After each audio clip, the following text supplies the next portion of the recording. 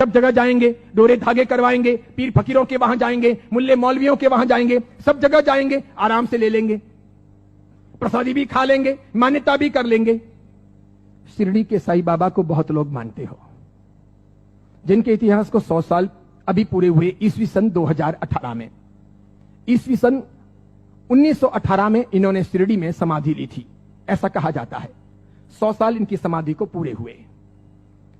कई लोग इनको भगवान मानते हैं, कई लोग इनको चमत्कारिक देव मानते हैं, कई लोग इनको महापुरुष मानते हैं, वहां जाते हैं और मत्था टेकते हैं। जरा सुनिए ये कौन थे। मेरा दावा है, हिंदू हो या जैन हो, जो इनको मानते हैं, उन 100 में से 99 लोगों को भी ये पता नहीं है कि ये कौन थे। 99 लोगों को भी ये पता नहीं है कि ये कौन थे, कौन है, इन्हें क्यों लाया गया, ये 99 को पता नहीं। बेवकूफी की पराकाष्ठा देखो, जब पता नहीं और मानते हैं, पता नहीं और स्वीकार करते हैं, पता नहीं और पूछते हैं। बहरुद्दीन पिंडारी नाम का एक व्यक्ति था, ये अफगान से यहां आया था, ये पिंडारी जाति का था। ये मैं तब की बात कर रहा हूं जब औरंगजेब का खात्मा हो चुका था और मुगल साम्राज्य समाप्ति की ओर आगे बढ़ रहा था। धीरे धीरे मराठाओं ने अपना वर्चस्व जमा लिया था और वे हिंदू साम्राज्य की स्थापना के लिए बहुत मजबूती के साथ में आगे बढ़ चले थे। भारत के अंदर, भारतवर्ष के अंदर, अखंड हिंदुस्तान में जोरदार हिंदुत्व साम्राज्य का, हिंदू साम्राज्य का विस्तार होने जा रहा था। ये मैं तब की बात करता हूं। ये पिंडारी लोग लुटेरे हुआ करते थे। ये पूरी अफगान की जाति लूटने फाटने के लिए यहां पर आई थी। मुगलों के काल के अंदर इसने अच्छी खासी मात्रा में जगह जगह लूटपाट की थी।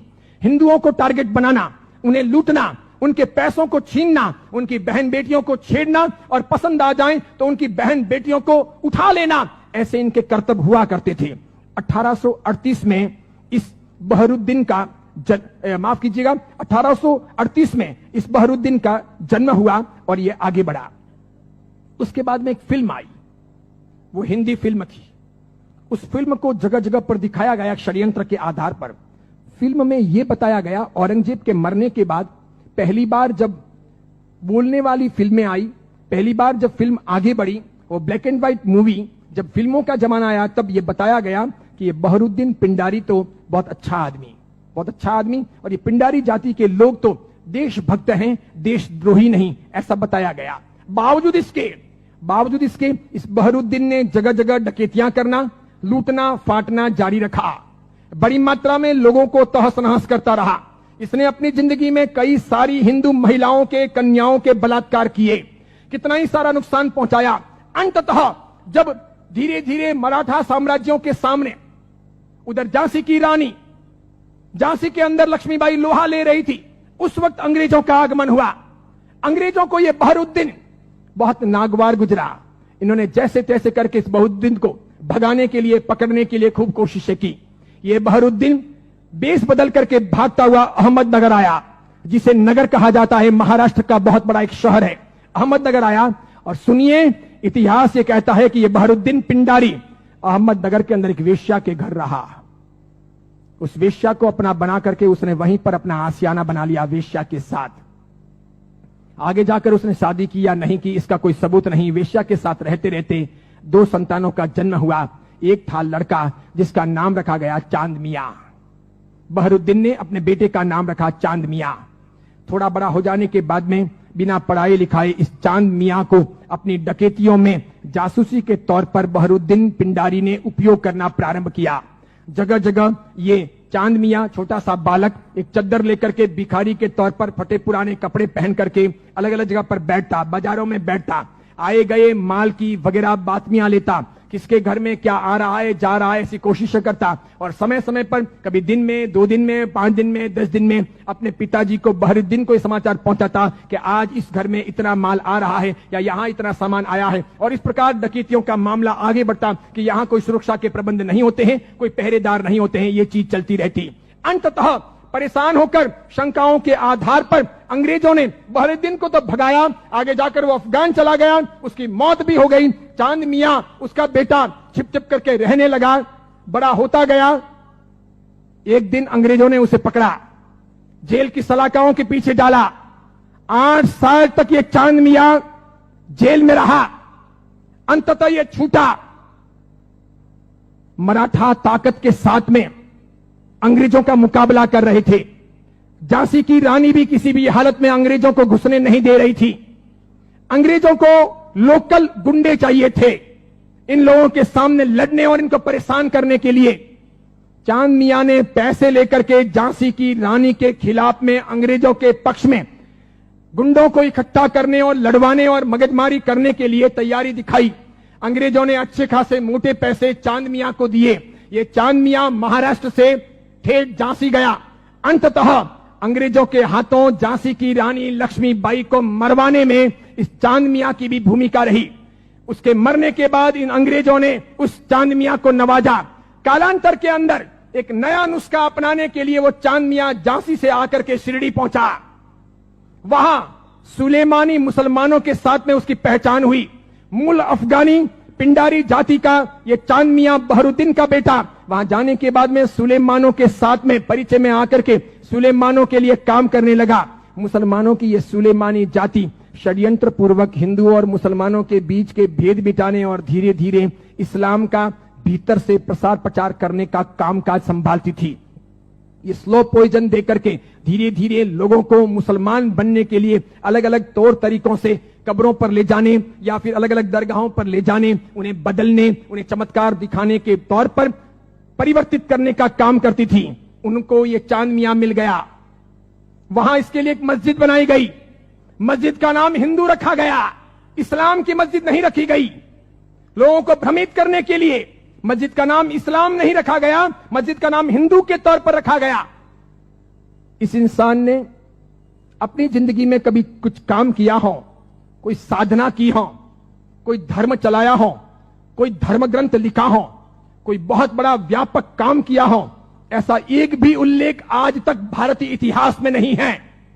सुनिएगा, यही चांद मियां सुलेमानों के परिचय में रहने के बाद धर्म परिवर्तन करवाने, चमत्कारों के आधार पर लोगों को भरमाने के लिए साई बाबा बनाए गए। इसी चांद मियां का नाम आगे हुआ साई। किसने नाम दिया? सुलेमानों ने। उसके लिए एक मस्जिद बनाई गई। बाद में वो हिंदुओं और मुसलमानों के बीच में सामंजस्य स्थापित करने के लिए फरिश्ते के तौर पर प्रस्तुत किया गया। देखिए आप एक मजे की बात, ईस्वी सन 1918 में इसने समाधि ली। उसके पहले फिल्में जब आती थी तब हिंदुओं और मुसलमानों के बीच का बहुत बड़ा भेद था, बहुत भेद। हिंदू मुसलमानों को पसंद नहीं करते थे भारत में, और मुसलमान हिंदुओं को पसंद नहीं करते थे। मुसलमानों को ईश्वर के नाम से बहुत एलर्जी थी, हिंदुओं को अल्लाह के नाम से बहुत एलर्जी थी। अगर आप थोड़े बहुत भी अपने प्राचीन काल में जाएं, मेरे जमाने के आसपास पहुंचे, ईस्वी सन 60 और 70 के दशक में पहुंचे, ईस्वी सन 1960 1970, और तब के जमाने में जितनी फिल्में आई तो फिल्मों में कहीं ना कहीं अल्लाह लाने पड़ते थे या फिर ईश्वर लाने पड़ते थे। बिना उनके काम चलता नहीं था। इन फिल्मों के आधार पर ही फिल्में हिट होती थी, फिल्में चलती थी। उस समय मात्र लटके मटके लेना, कमर को नचाना, ठुमके लेना और उससे फिल्म चल जाएगी, ऐसा होता नहीं था। उस जमाने का जमाना ऐसा था नहीं कि आज की हीरोइनें चल जाएं, थोड़े बहुत लटके मटके लें और फिल्म रातों रात कम कपड़ों के आधार पर फेमस हो जाए, ऐसा था नहीं। उस जमाने का कल्चर ऐसा था कि कहीं ना कहीं रिलीजियन, धर्म बीच में लाना पड़े। अल्लाह लाओ तो हिंदू नहीं देखेंगे, ईश्वर लाओ तो मुसलमान ऐतराज करेंगे। और देखो मजे की बात, अधिकांश प्रोड्यूसर मुसलमान थे। अधिकांश पाकिस्तान से, सिंध से, पंजाब से और कश्मीर से आए हुए हीरो और हीरोइन ये भी मुसलमान थे। लेकिन नौबत ये थी कि ये मुसलमान हिंदुस्तान के बाजार में अपने असली नाम से चल नहीं सकते, और इसीलिए दिलीप कुमार मुसलमान, उसको अपना नाम बदलना पड़ा। मीना कुमारी मुसलमान, उसको अपना नाम बदलना पड़ा। सुरैया देवानंद से शादी करना चाहती थी, लेकिन मुसलमान होने के नाते स्वीकार नहीं किया गया। पिता ने अनुमति नहीं दी कि हिंदू के साथ शादी नहीं हो सकती, उसे भी अपने नाम बदलने पड़े। 15-20 से अधिक ऐसे हीरो हीरोइन हैं 1960, 1970 और 1980 के दशक के, 1960, 1970 और 1980 के दशक के जिन मुसलमानों को मार्केट में चलने के लिए, स्ट्रेटेजी बनाने के लिए अपने नाम बदलने पड़े। वो मुसलमान थे, उनको हिंदू दिखावा करना पड़ा। इधर देखो, जावेद अख्तर हो, सलीम खान हो, नौशाद हो और महमूद खान हो, ये सभी ऐसे प्रोड्यूसर थे जो जन्म से मुसलमान थे, इरादे से मुसलमान थे, हैं भी। इसके सिवाय अन्य अन्य आए और इन लोगों को अपनी फिल्में चलानी थी। इन लोगों ने एक तौर तरीका चलाया कि मुसलमान होने के नाते हिंदुत्व का समर्थन कर नहीं सकते और हिंदू देवी देवताओं को अपने को भ्रष्ट बताना है। क्योंकि आप पुरानी फिल्में देखिए और आज की फिल्में देखिए, किसी भी अल्लाह को कभी गाली नहीं दी जाती, किसी मस्जिद के ऊपर सवाल नहीं किए जाते, कभी कुरान के बारे में कुछ बोला नहीं जाता। लेकिन हिंदू देवी देवताओं की फिल्मों में मजाक होगी। किसी भी हिंदू देवी देवता को मानने वाले पंडित पुजारी को भ्रष्टाचारी, नालायक, रैप करने वाला बताया जाएगा। लेकिन किसी पादरी को, किसी भी मौलवी को रैप करने वाला या भ्रष्ट काम करने वाला नहीं बताया जाएगा। ये सब योजनाएं थी, वो मुसलमान प्रोड्यूसरों ने आगे बढ़ाई। बढ़ाते बढ़ाते उन्होंने वहां बढ़ाई कि उन्होंने देखा कि किसको लाया जाए। तब उन लोगों को साईं बाबा को लाना ठीक लगा कि ये है तो मुसलमान लेकिन हिंदुओं के बीच में खप जाएगा, है मुसलमान हिंदुओं के बीच में बिक भी जाएगा, है मुसलमान हिंदू मुस्लिम के बीच में अपना रास्ता अच्छा सा तय करवा देगा। तो पहली आई 1977 में फिल्म अमर अकबर एंथोनी। ऋषि कपूर ने उसमें इस साईं बाबा के नाम पर एक लाजवाब गीत गाया, हाथों हाथ वो बिका।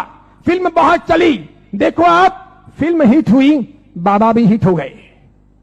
फिल्म हिट हुई, बाबा भी हिट हो गए। मुझे यह बताओ, साईं बाबा का कौन सा धर्म ग्रंथ है?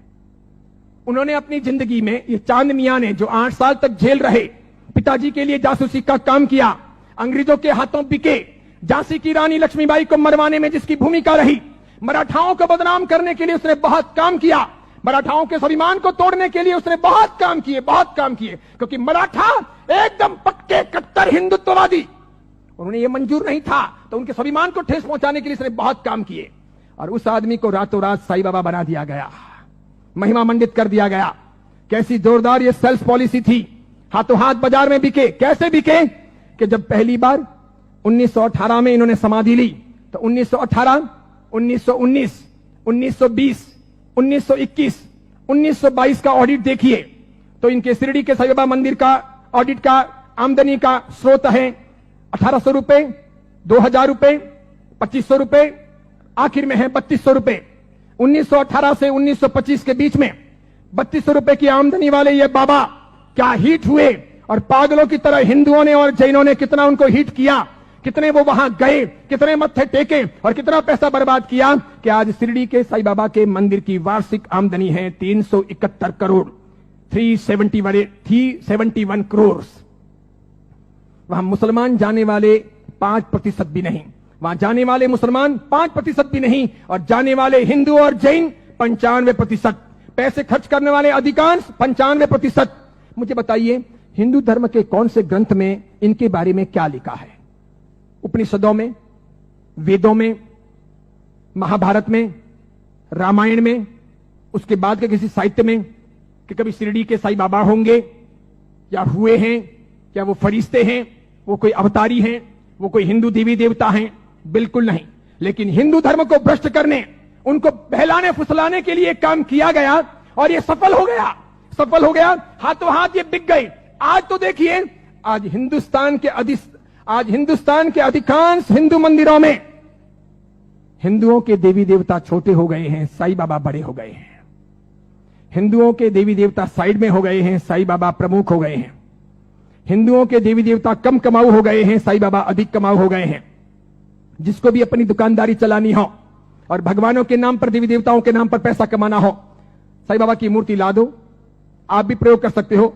दुकान बराबर नहीं चलती हो तो दुकान के बाहर बिठा दो, धनाधन उसका गल्ला अच्छा चलेगा, आपकी दुकान के गल्ले से भी अच्छा। बस ऐसी बात हो गई। चमत्कारों के तौर पर मुझे बताइए कि उन्होंने क्या किया, उनसे क्या हुआ?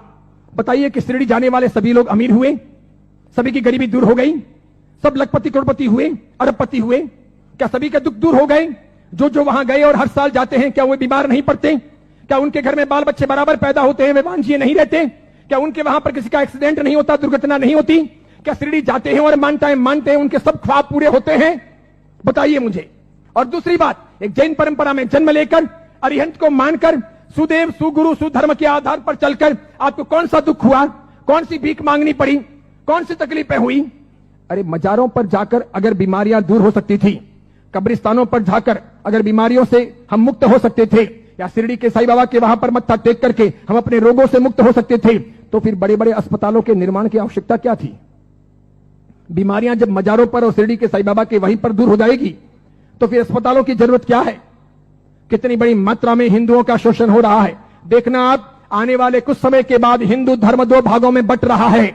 आज मैं उद्घोषणा कर रहा हूं, ये बहुत बड़ी भविष्यवाणी है। इन दोनों के बीच में गहरा संघर्ष चलेगा और इन दोनों के बंटवारे में, इन दोनों की लड़ाइयों में दूसरे धर्म के लोग हावी हो जाएंगे। वे अपना रास्ता तय कर लेंगे और इस प्रकार उनका षड्यंत्र सफल हो जाएगा। आगे जाकर के अब दो प्रकार के हिंदू आपको देखने को मिलेंगे। हिंदू धर्म दो भागों में बंटेगा, एक साई भक्त हिंदू, दूसरे सनातनी हिंदू। दो प्रकार के हिंदू आपको देखने को मिलेंगे। एक वे जो साईं बाबा को मानते हैं, दूसरे वे जो साईं बाबा को नहीं मानते हैं। कई सारे हिंदू पंडित पुजारी हैं, कई सारे हिंदू संत महात्मा हैं, उनको भी अक्ल नहीं है। वे भी शिरडी के साईं बाबा के वहां पर जाते हैं और उनको मानते हैं और उनके मंदिर बनाते हैं और उनकी पूजा करते हैं। उनको पता नहीं कि राम का इतिहास है, कृष्ण का इतिहास है, बजरंग बली का इतिहास है, महाभारत का इतिहास है, रामायण का इतिहास है, देवी देवताओं का इतिहास है। इनका कोई इतिहास नहीं। ये हिंदू नहीं, ये साधक नहीं। जैन साधु साध्वी भी शिरडी जाते हैं तो यदा कदा दर्शन करने के लिए वहां चले जाते हैं और कर्म फोड़ के चले आते हैं। कितने बेशर्म होते हैं ऐसे जैन साधु साध्वी। क्यों उन्होंने पंच महाव्रत लिए हैं? क्यों उन्होंने सफेद कपड़े पहने हैं?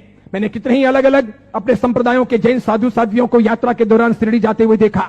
वहां जैन मंदिर भी है, उपाश्रय भी है, स्थानक भी है, और उसके बाद में कभी न कभी वहां के श्रावकों को कहकर या अपने चेले चपाटियों को साथ में लेकर वे शिरडी के साईं बाबा के मंदिर में दरबार में चले जाते हैं। जिस इंसान ने बलात्कार किया हो, डकैतियां की हो, चीना झपटी की हो, जिसने झांसी की रानी को मरवाया हो, जिसने हिंदुत्व का नाश किया हो, जिसका ऐसा कामकाज रहा हो, उसको रातों रात फरिश्ता बनाया गया हो और उसे हम पूजे। ये कौन से देवी देवता हुए? ये कौन सा चमत्कार हुआ? ये क्या क्या साधना के उच्चतम बिंदु हुए? बताइए, आदर्श कहां है? नैतिकता कहां है? योग्यता कहां है?